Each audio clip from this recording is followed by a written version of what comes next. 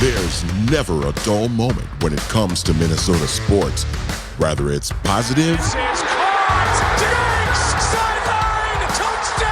or negative. The Yankees have swept the Twins. Minnesota Sports Chat has you covered. Talking nothing but Minnesota sports all year long. It's time now for the soon-to-be award-winning, if only in his own mind, Minnesota Sports Chat with your host, Ross Brendel. 178 of these already. The soon-to-be award-winning Minnesota Sports Chat. Yes, if only in my own mind, is that beautiful open voiced by Mr. Manny Hill states. Minnesota Sports Chat is available on Apple, Spotify, or wherever you get your pods. Also now including that YouTube machine. Just search Minnesota Sports Chat like the entire town of Lincoln and the great state of Nebraska did just a week or two ago. Mr. Gophers Guru Daniel House in moments joins the pod. He'll start joining weekly for a preview and review edition. We did that last year. I promised we would do it again this year. This will be the first one, and we'll settle on a date and time to be determined. For the rest of the season, I'm sure we'll spend most of our time talking Gophers football. I'll also throw him some Vikings questions as well. As we get rolling on edition number 178, you know the drill. You probably knew I would even say those exact words of you know the drill. Please remember to rate and review Minnesota Sports Chat wherever it is that you're listening, whether that be on Apple or Spotify. Please do so. Make sure you hit like and subscribe on YouTube. Do all those cool and fun things that all the kids are doing. If you're listening via the Score North Taxi Squad feed, I encourage you to subscribe to Minnesota Sports Chat wherever it is that you get your pods. Daniel, how you doing, my guy? Doing well. Football season's back. Review week now, so I always enjoy the first week. I think what I want to know is how well rested are you? I mean, we had Hawaii and Stanford late into the day on Saturday. I mean, well, actually, it was so late into the day on Saturday, it went into Sunday. Well, I posted my game article from Gophers at 2:46 a.m. that day, and then I just continued. Into throughout the weekend. Yeah, just watching all the games and getting a feel for everybody's new schemes and personnel, and it's hard the first week because there's a lot of unknown, but I feel I learned quite a bit. I think the most fun I had all weekend, aside from the Gophers comeback victory, which we'll touch on in just moments, was, I guess, maybe my second favorite team, close to it. I have some other teams that I like to keep tabs on.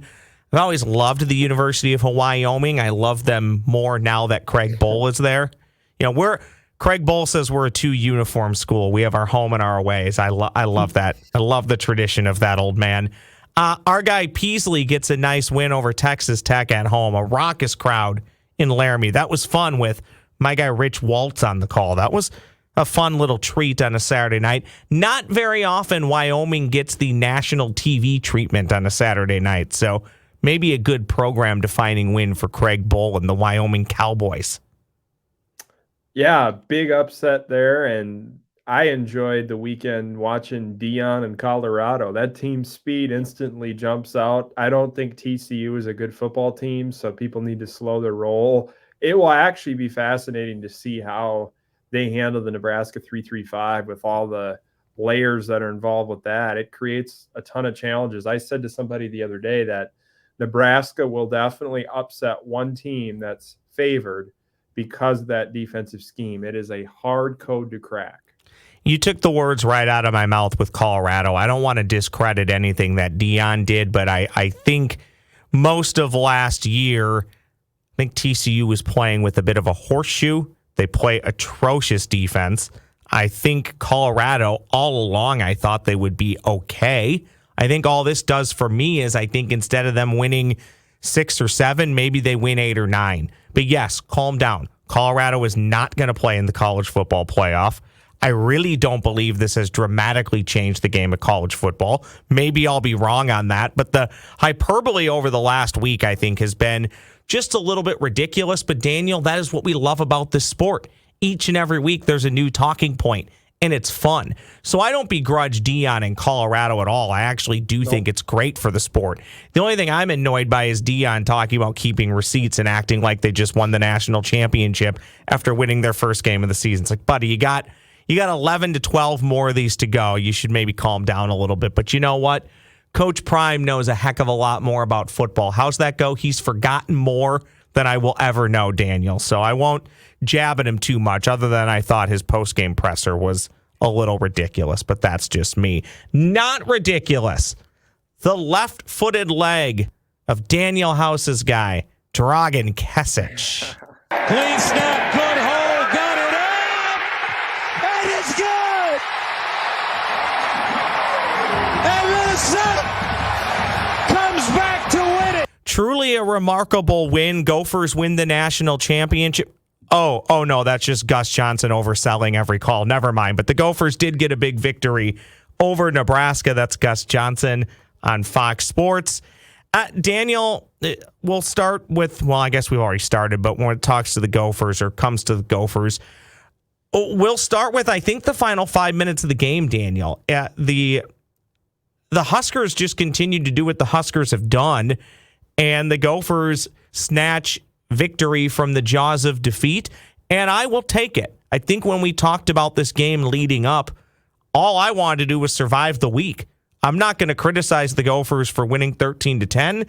I wouldn't have criticized them for winning 33-30 or winning 40-7. I think you just really don't know what you're getting into week one, and anytime you can play a quality opponent, and make no mistake about it, Nebraska's not going to be the best team the Gophers play all year, but they're probably going to be far from the worst. So to get a victory like that to start the year, I think you'll take it no matter how you got it. And you have to credit the Gophers for not mailing it in and coming back for more until they were able to finally be victorious in the waning seconds at Huntington Bank Stadium last Thursday. I thought that the team responded extremely well to the unknown of this game. The scheme that Nebraska runs out is so multiple, where you got 3-man, 4-man, 5-man front, and then you think you maybe know what it's going to be, and then you get a safety shooting in at the last second unblocked and totally blows up the run play that you had planned out. That's a tough part of the Nebraska defensive scheme, is just figuring it out, and I thought Minnesota made the winning plays when they need it most. And that's what you want from your big-time players. Tyler Nubin, 2 interceptions. Justin Wally with the huge forced fumble. The incredible catch by Daniel Jackson, one of the best you're ever going to see. And then Sean Tyler's run. 3rd and 13, you just had a false start. Mindset could have totally changed there. Greg Harbaugh dials up outside zone. Sean Tyler puts his foot in the ground, breaks a tackle, gets 11 yards, which if he doesn't get those 11 yards, he doesn't break that tackle, you might have missed that field goal and been in overtime. So that play was a defining moment. Minnesota had some things that they had to work through. I thought the defense had some pressure put on it that people aren't talking about. You got that long kickoff return to start the second half, and then that roughing the punter, which I thought was pretty marginal, that was called. That put the defense on the field after they were getting off of it. There were just moments throughout the game. Offensively, I thought they showed flashes of rhythm, but then there were plays that took it away. You had that quick screen to Crooms that got blown up. You had that end around where they tried to build off the counter and it didn't work. Then you had that 2nd and long run near midfield. That totally messed with the flow of the drive. Ethan had some flashy moments throughout, a couple of throws that on the move, creating off script where he showed off what he can really do with his arm. There's things he's got to get better at, accuracy, consistency, and some drops that Minnesota had. But for the most part, I think you'll tune some of these things up. I wrote about the run game if you want to get some insight on what happened with that. And some of the things, I didn't think the run game is close. They got to fine-tune some details, but you can read about that on the website. Yeah, that website is gophersguru.com. Daniel, observation from section 235 on that aforementioned Sean Tyler run. I think that was the call before any sort of penalty or setback. I don't think they changed the call one bit. I think the call was to try and get a little bit closer, center the ball, eat some clock, and kick that field goal as time expired. And if the kick was missed, you go to overtime as long as it's not blocked in return for a touchdown. Did you see anything change in those waning seconds, or is that observation spot on? That observation spot on. I thought they dialed that thing up from the beginning because, obviously they weren't super efficient running the football in that game, and you're backed up, and Nebraska's been hyper aggressive the whole night. You were waiting for that moment where that big run was going to pop off, and it was the perfect time to do it. Greg Harbaugh, props to him for calling that in that situation, and Sean Tyler for executing, because that's where you're going to see Sean Tyler shine, is in that outside zone where he's slashing one cut and accelerate downhill. We'll see. Sean's going to have a nice season. He's a good player. What does a team like Nebraska have to do to get over the hurdle of all the one-score losses? I don't think it's as easy as winning one. Do you have to win a couple in a row or a couple over like a month stretch? I don't even know. I believe Matt Rule will be a good hire for Nebraska. I don't think anybody should really care one way or another whether Nebraska won week one or not if you're a Huskers fan. I think a lot of the fan reaction was very level-headed, which I applaud them. But I also don't know, how do you start to turn that, to use the buzzword, how do you start to turn that culture around and get things going in the right direction? I think the easy answer would be turn around and steal all of Colorado's momentum and knock them off this weekend. Easier said than done. So how do you start to turn that around and get the players to buy in and get them to start believing in the direction that we're going? And, hey, guys, this isn't the team you've been the last few years. We can be different. How does Matt Rule, and maybe not even Rule, how does a coach in that same scenario go about that? Make your stamp on the roster. Use the transfer portal, get faster, add more versatility, and get better play out of the quarterback spot. I mean, you can't have those mistakes right before half, that interception. Third highest win probability swing in that whole game was the Trayvon Jones pick, where he just thought there was space and got baited into that interception. And how short wide receiver was wide open in the front of the end zone. So not only did he throw the pick, he threw it to the wrong guy. Yeah, he ran that snag concept, and I wrote about that on the website. You can read the insight on that play, but that illusion of space there. Tyler Nubin said after the game he felt he was a little out leveraged on that route, so he was happy that Jones was able to tuck behind Devin Williams in the flat and bait him into that mistake. It was a huge play that isn't getting a lot of discussion, I don't think. What's Matt Simon have to do to be a play caller or a solo offensive coordinator? It seems like every chance he may get to be the logical guy to be the offensive coordinator, for some reason, one way or another, he's not. Is it just as simple for him as playing the waiting game and continue to get more seasoning? Because I would have assumed going into the offseason that when they announced co-coordinators that he would be the play caller, and he's not. Now, I know they both have quite the history with PJ Fleck. I'm not saying it's wrong or that Harbaugh's not good or that Simon deserves it more. I just think it's interesting. He's been in the role so long, knows the program, has been interim offensive coordinator before. I don't know if it matters at this point. We're only 1 week in. It just continues to be interesting to me that he's not, quote unquote, the guy. Yeah, I'd say the play calling. I mean, Greg's handling the official play calling, but it is more collaborative than people think, where Brian Callahan's saying, what type of protection do you want? What type of rush scheme is best in this situation?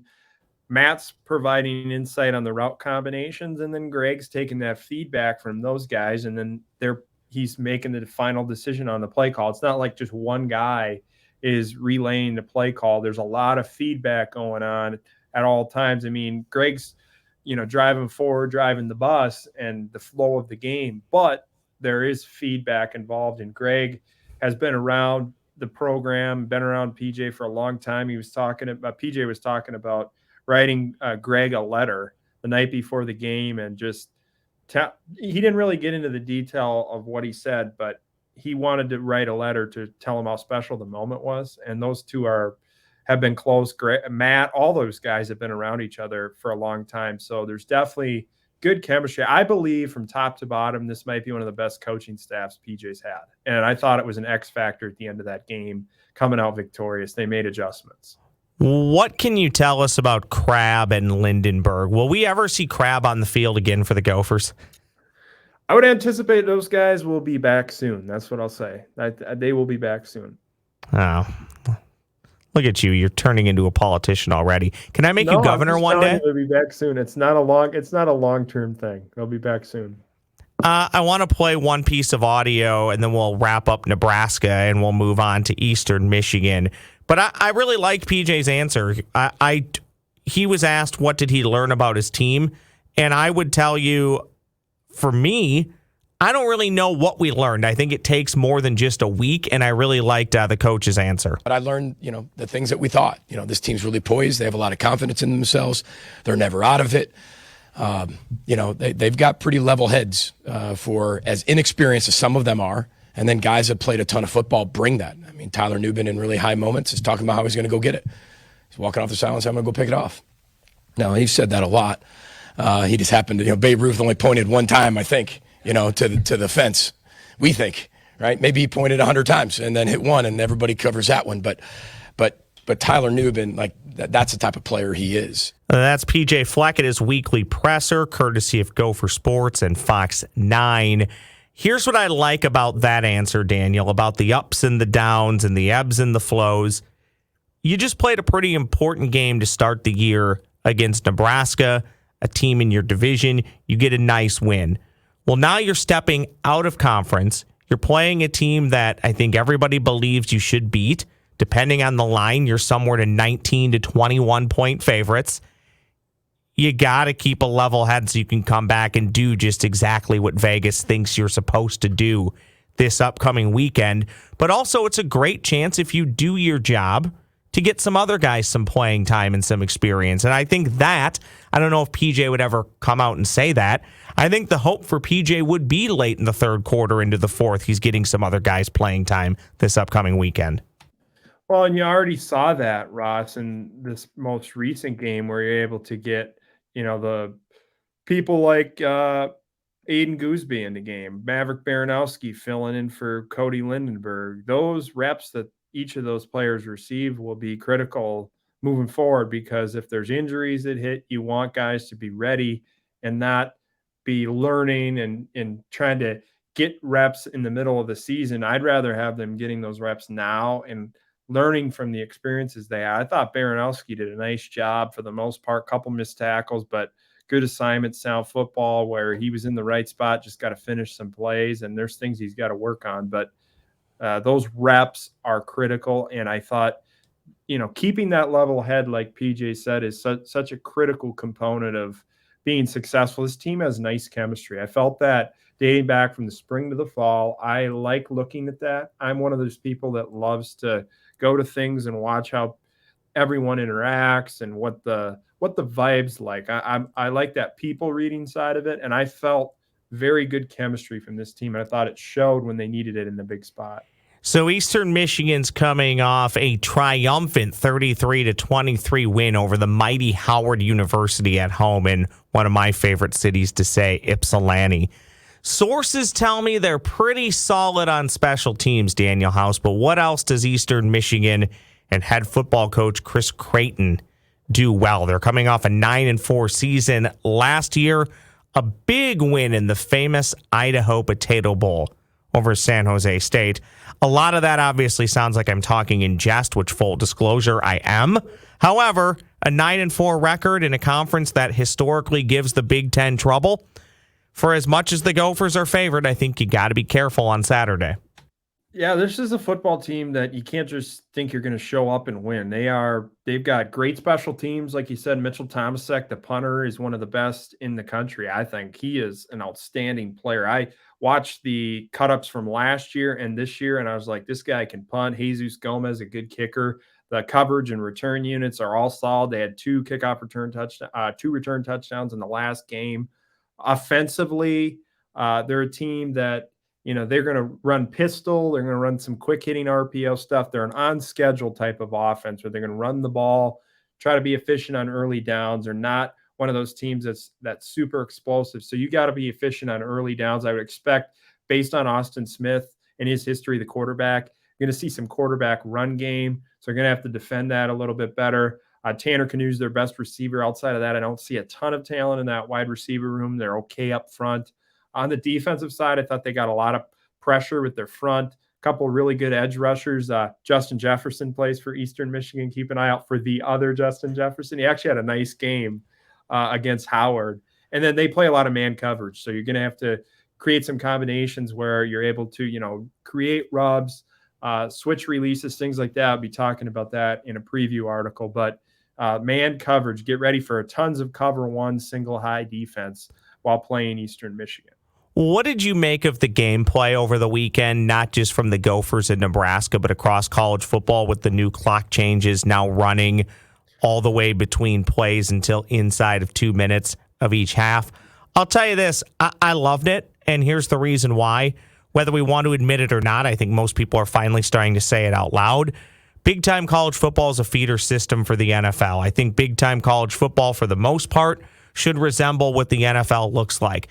I saw a lot of Gophers fans not happy with how fast the game was moving. Well, I'll tell you this, it's because the two teams are running the ball left and right and keeping the clock moving. You watch other games around the country on Saturday, Colorado and TCU, that game still lasted over 3.5 hours. So, yes, games are going to move quicker, but I'm okay with that. For as much as I love Gopher football and college football, I don't need to be at Huntington Bank Stadium for 4 hours on a Saturday. Yeah. I'm fine with it. I thought it was great.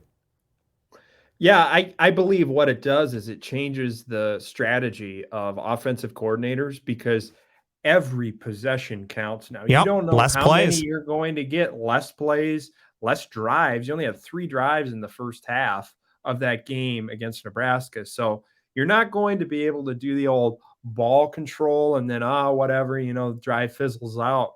You have to be able to sustain drives. And then, I've always been team, you got to cross the opponent's 40-yard line, and then you got to get points. Like, that is the measure of efficiency over time of possession. And now in this landscape where you have less drives, your drive efficiency, your opportunity rate needs to be really good.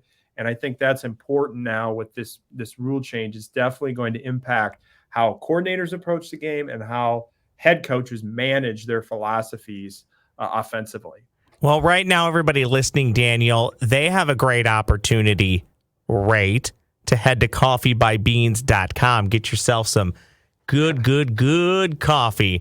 Thanks to Beans Coffee Company for supporting Minnesota Sports Chat and helping not just provide this podcast to the masses, but also provide the masses with great coffee. Beans Coffee Company, you know it. They have a blend for everybody. Light, medium, and dark. Doesn't matter what you prefer. They have it. Check out all the blends at coffeebybeans.com. That is coffeebybeans.com. There you can order by the bag or even get yourself a coffee subscription. Set it up at the interval you choose. I'm now giving the 3 minute a whirl. And yes, of course, I love it. All their coffee, great stuff. That's a nice light to medium roast. Good for the middle of the road.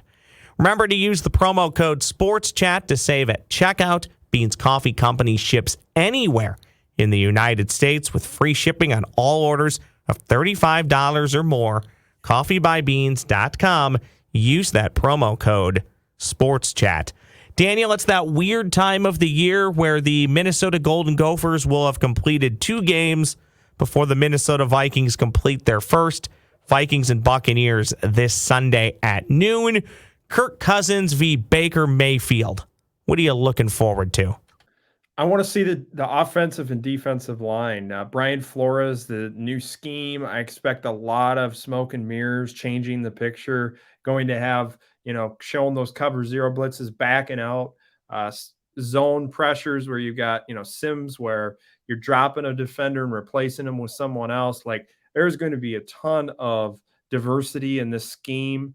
A lot of things that Baker Mayfield's going to have to account for. So are they able to, create some takeaways, get their hands on the football? I think that's going to be a pivotal aspect of the game. And then I'm watching how the Vikings offensive line handles Tampa Bay's defensive line. Vita Vea, the inside against Garrett Bradbury, that push from the interior can really impact your ability to be successful. Kirk Cousins, field of vision and launch angles can be impeded by interior pressure. And I thought that was one of the areas when I was at these joint practices that I left going, is this interior offensive line good enough?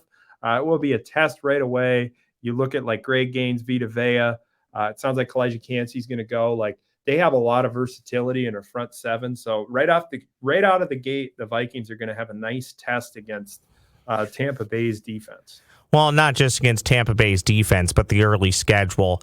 Tampa Bay comes to Minnesota. Vikings then go to the Eagles on short rest. Vikings then host the Chargers at the Panthers. They should win. You'd like to think that they would, but still a tough road test. And then you host the Chiefs. So your overanalyzed sports talking point, Daniel. It's kind of a must-win in Week 1 against Tampa, isn't it? I mean, you kind of got to win. You kind of got to win that game, or the math to winning maybe 10+ games gets very difficult very early. You have to start the season strong. You're at home. You're playing a team where you have the edge at quarterback, but it is the first game. There's a lot that you have to figure out. There'll be unknowns at the Buccaneers. They got a brand new Dave Canales as the offensive coordinator. I would expect him to have some wrinkles that he hasn't shown before, like Kev will, like B-Flow, all those guys. They're going to throw out a ton of different wrinkles that nobody's prepared for, and that's the unknown of the first game. That's why I always say first games, these first couple weeks in the NFL, the games are a little closer than anticipated because of the fact that there's that mystery element, and people got to figure out personnel and scheme because this league is so creative and there's so much talent that a lot of things get schemed up. I'm going to put you on the spot here in closing. On Purple Dailies Before I Die, we did a bit where we wanted Vikings and NFL bold takes. And, you know, you're just saying them to say them. I mean, I'll be honest about that. I mean, you obviously believe in it, but nobody's really holding you to it. Here's my bold take, okay? And then you can follow up with yours. My bold take that I kind of believe but don't really believe, the Cincinnati Bengals will miss the playoffs. That's a tough division. Joe Burrow's got the contract situation. That offensive line is still atrocious. And I'm putting a little bit of faith in Pittsburgh and Baltimore to be better than they were last year, even though they were both pretty good. So that's my bold take. That's sure to be wrong. Give me any NFL bold take that you have on our way out the door here. I think it could come down to the Seahawks and the Giants in the NFC this year. Oh, interesting. Geno Smith and Danny Dimes in an NFC Championship game. Interesting. I don't know what I feel about that. Here's what I'd say. The reason why I picked those teams, I think they're young, they're fast, and they've done some good things with personnel, and the NFC is wide open in my eyes. Well, when you said that, Daniel, that was the first thing that I thought of. It's not that inconceivable, because if it's not going to be the Eagles or the Niners in the NFC Championship game, or sub out one of those teams, who are the other logical teams that could take that place? Yeah, it could be the Giants, could be the Seahawks, could be a number of teams from the NFC North. It's truly wide open. I do think Green Bay is a team to watch too, because if everything they're going to run the ball a little bit more. Jordan Love, if he can just, make some plays off play action, not make mistakes, take care of the ball. I mean, they got a pretty good front seven. I think that the Packers are a team that, I don't know. I feel like everybody just automatically thinks they're going to be bad this year, but I would not say that at all. Not this guy. I think between the Vikings, Lions, and Packers, I think two of those three will probably make the playoffs. I think the Packers will be, I don't think they're going to be Aaron Rodgers just fine, but they should still be pretty darn good. That's a good roster, and I don't think Jordan Love is as bad as a lot of Vikings fans want to believe that he is. So time will tell on that one as well. GophersGuru.com. What are people going to find when they sign up? Tons of content. Notebook from the game breakdown on some of the offensive things in the run game. Defensively, I put out a piece on the quarterback run game and Trayvon Jones' interception. Got insight from the coaches as well. And then film clips that you can actually watch and understand some of the things that are going on out on the field. $5 a month gets you access to the subscription package. You also got a smile and a nod from the head football coach at this week's presser. So I think you're his favorite. I told you that via text. I think he likes you. He likes you. He really likes you. I didn't even notice that, man. He smiles at you a lot. He likes you. Your thoughts? I don't pay attention to it. You can't let him like you or dislike you. You're right. Or no, you can, but you just can't let it get to you. You got a job to do. You remember that. He's trying to get you in his back pocket. You say, PJ, no. I'm still going to criticize when I want to. Daniel, you're the best. Thanks, bud. Thanks for having me, man. Oh, you have a new Twitter handle. Very quickly, what is it? You changed it on me. At Daniel House MN. At Daniel House MN on the Twitter machine. I am at the Ross Brendel, and that does it for the 178th edition of Minnesota Sports Chat. Back again a few times next week, late in the week with Daniel to review Eastern Michigan and preview North Carolina. We'll talk again soon. Thank you for consuming.